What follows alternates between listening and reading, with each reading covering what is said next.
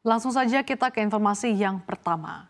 Israel mengirimkan jet tempur ke Lebanon. Serangan itu menargetkan wilayah timur yang diklaim merupakan depot senjata kelompok Hizbullah. Serangan dilakukan setelah seorang tentara tewas di Israel Utara di tengah saling serang lintas batas dalam 10 bulan terakhir. Dilaporkan sejumlah ledakan besar terjadi. Gerakan yang didukung Iran tersebut telah saling tembak dengan Israel untuk mendukung sekutunya Hamas pasca perang Gaza pecah sejak Oktober 2023. Kekerasan sebagian besar terbatas pada wilayah perbatasan Lebanon-Israel. Meskipun kekhawatiran akan eskalasi muncul karena Hizbullah dan Iran berjanji menanggapi pembunuhan kepala operasi Hizbullah Fuad Syukur di Beirut dan pemimpin politik Hamas Ismail Haniyeh di Teheran. Kementerian Kesehatan Lebanon mengatakan serangan di Lebanon Timur melukai 8 orang. Tidak diketahui apakah korban luka warga sipil atau pasukan Hizbullah.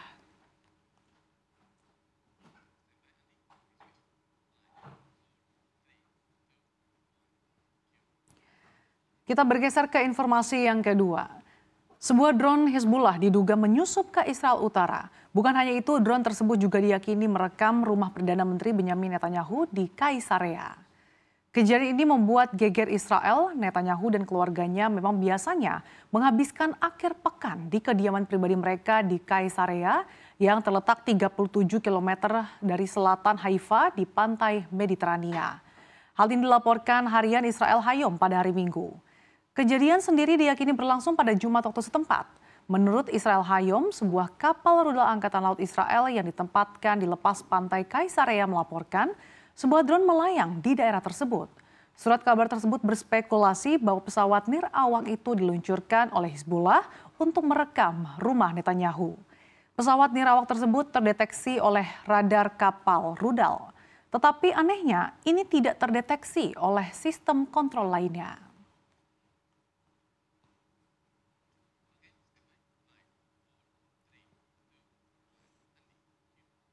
Kita ke informasi berikutnya.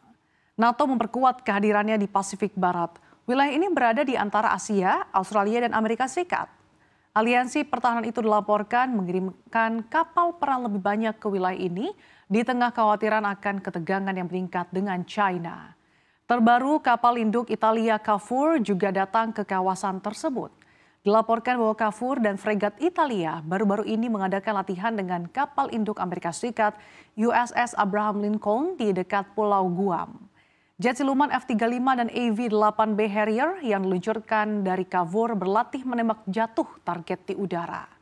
Hanya sedikit analis keamanan yang memperkirakan Angkatan Laut Eropa akan memainkan peran garis depan dalam konflik apapun di Pasifik. Namun, meningkatnya frekuensi kehadiran mereka diyakini akan mempersulit perhitungan militer China.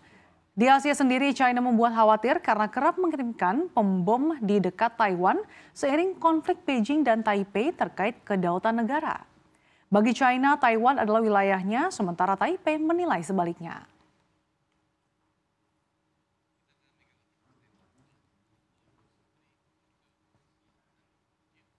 Kita beralih ke informasi dari dalam negeri.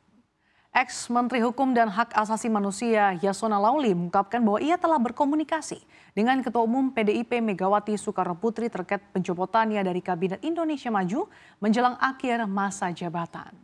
Yasona mengatakan bahwa sebelum resmi digantikan oleh Supratman Andi Atgas, Yasona telah berkomunikasi dengan Megawati sebagai sosok yang merekomendasikan dirinya kepada Presiden Joko Widodo untuk menjadi jajaran menteri sejak 2014 atau periode pertama kepemimpinan Jokowi. Kader PDP itu tidak menyebutkan secara detail percakapannya dengan Megawati. Namun ia menegaskan bahwa Megawati telah menerima keputusan dari Jokowi untuk menarik Yasona dari kursi Menkumham dan hanya menyebut bahwa hal itu adalah hal yang lazim.